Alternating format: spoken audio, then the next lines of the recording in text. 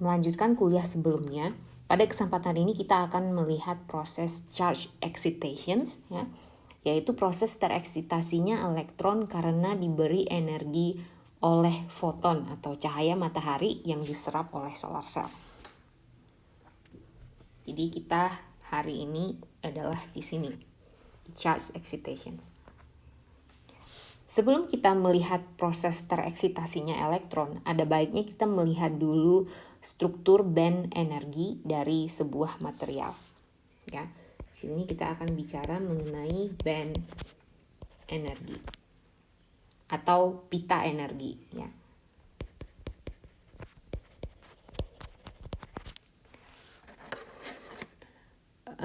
Berdasarkan konduktivitas, material bisa diklasifikasikan sebagai konduktor, isolator, dan semikonduktor. Pada umumnya metal adalah konduktor. Ini adalah konduktor. Isolator itu contohnya plastik, kayu, sedangkan semikonduktor adalah material yang sifatnya di antara konduktor dan isolator. Contohnya silikon yang banyak dipakai pada peralatan elektronik seperti dioda dan transistor. Kenapa material konduktor bisa menghantarkan arus, sedangkan isolator tidak? Yang membedakan dari ketiga material ini adalah pita energi dari material tersebut. Elektron dalam sebuah atom tunggal, jadi kalau misalnya jika Anda ingat lagi teori atom Bohr ya, jadi ada nukleus, terus ada orbit-orbit di sekelilingnya ya, yang bisa diisi oleh elektron. Nah, jadi elektron pada sebuah atom tunggal itu hanya boleh menempati tingkat energi tertentu. Seandainya jika banyak atom, ini atom tunggal, jadi sekarang ada banyak atom yang berdekatan. Ya, jadi tiap atom ini juga mempunyai lingkaran-lingkaran di mana elektronnya bisa berputar gitu. Jadi jika banyak atom saling berdekatan, maka elektron-elektron dari kulit terluar, jadi elektron pada kulit terluar ini adalah elektron ya. Elektron-elektron pada kulit terluar ini akan elektron terluarnya disebut valensi, elektron valensi ini akan saling berinteraksi. Sehingga tingkat-tingkat energi yang di sini dengan yang di sini itu saling bertumbukan ya. Dan bisa membentuk pita energi. Jadi pita energi ini adalah kumpulan-kumpulan dari garis-garis ini. Jadi sehingga ini bentuknya continuous seperti ini. Padahal itu tuh sebenarnya terdiri dari banyak-banyak garis yang ini. Ya. Karena dia sangat berdekatan, akhirnya terbentuk menjadi continuous seperti ini. Pada pita energi terdapat pita konduksi, ya, terdapat pita konduksi dan pita valensi. Pita valensi, jadi pita valensi adalah pita energi terakhir atau yang paling luar yang terisi penuh oleh elektron-elektron. Jadi di sini dalam gambar ini yang disebut dengan pita valensi adalah yang warna kuning ini. Ini adalah pita energi terakhir atau yang paling luar yang terisi penuh oleh elektron-elektron. Jadi di pita valensi ini terisi penuh oleh elektron. Sedangkan pita konduksi adalah pita energi di atasnya pita valensi. Jadi yang warna biru ini adalah pita konduksi.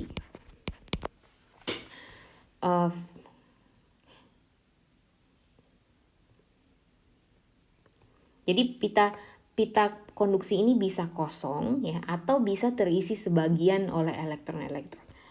Pada suhu 0 Kelvin atau pada suhu 0 Kelvin atau suhu pita konduksi ini bisa terisi sebagian untuk konduktor. Jadi misalnya di sini Anda bisa lihat warnanya ini Pada konduktor warnanya tidak full biru, tapi agak ke oranye-oranyen yang menandakan bahwa ada elektron di sini.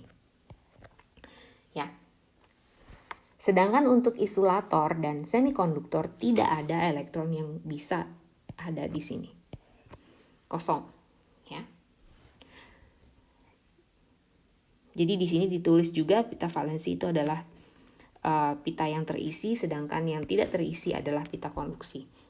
Tapi di konduktor terdapat elektron pada 0 Kelvin ini. Di antara pita valensi dan pita konduksi bisa terdapat pita terlarang yang disebut juga dengan band gap, ya, disebut juga dengan ini, kita akan sering mendengar nanti ya, band gap atau forbidden gap, ya. Jadi ini adalah daerah yang dimana elektron itu tidak dibolehkan, gitu.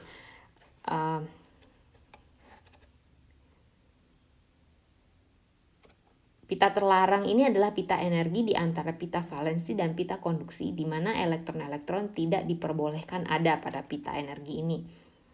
Energi yang diperlukan untuk memindahkan elektron, ya, untuk memindahkan elektron dari pita valensi ke pita konduksi itu adalah sebesar energi dari pita terlarang ini yang bisa disebut dengan energi gap, ya. Jadi kalau kita mau memindahkan elektron dari pita valensi ke pita konduksi, kita membutuhkan energi sebesar energi gap ini. Perbedaan antara semikonduktor dan isolator adalah besarnya energi gap ini, besarnya band gap. Biasanya band gap di bawah 3 elektron volt itu biasanya bisa dikategorikan sebagai semikonduktor. Atau 3 atau 4 elektron volt itu biasanya di bawah ya kebanyakan di bawah 3 itu biasanya itu semikonduktor. Sedangkan pada isolator itu biasanya energi band gapnya itu lebih besar dari 3 elektron volt. Jadi kenapa isolator tidak bisa menghantarkan arus? Karena energi yang dibutuhkan oleh elektron untuk pindah dari pita valensi ke pita konduksi sangatlah besar. Sehingga elektron di pita konduksi yang bisa bekerja untuk menghantarkan arus itu hanya elektron di pita konduksi yang bisa bekerja untuk menghantarkan arus. Di isolator dibutuhkan energi yang sangat besar untuk pindah.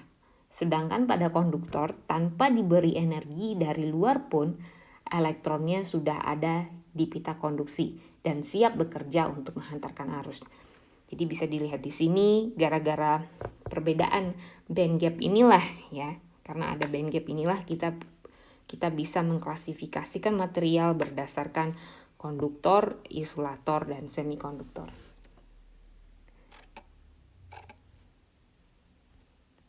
Sekarang apa yang terjadi jika foton atau cahaya mengenai semikonduktor? Sebelumnya kita sudah membahas bahwa cahaya bisa diserap, dipantulkan, dan diteruskan. Pada solar cell kita hanya fokus pada cahaya yang diserap. Ya.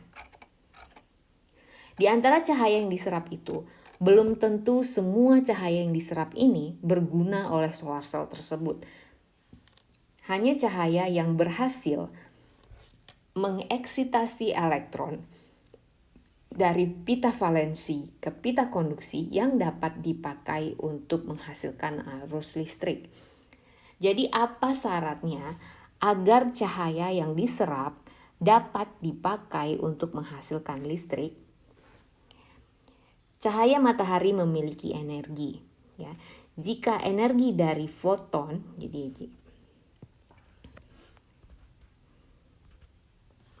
jika energi dari foton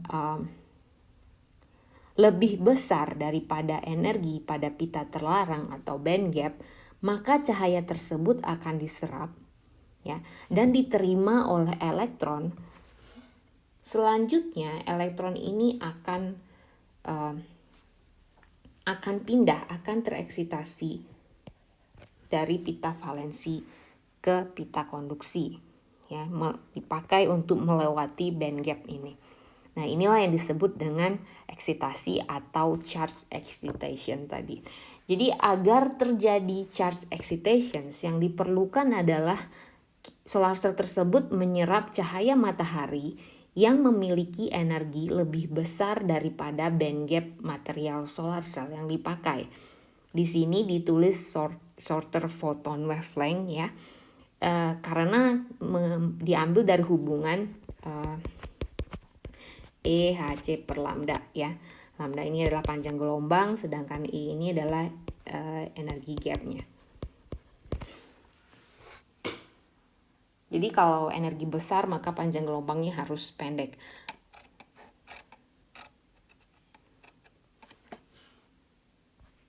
Kemudian apa yang terjadi jika cahaya matahari yang diserap oleh solar cell memiliki energi yang lebih kecil dari band gap?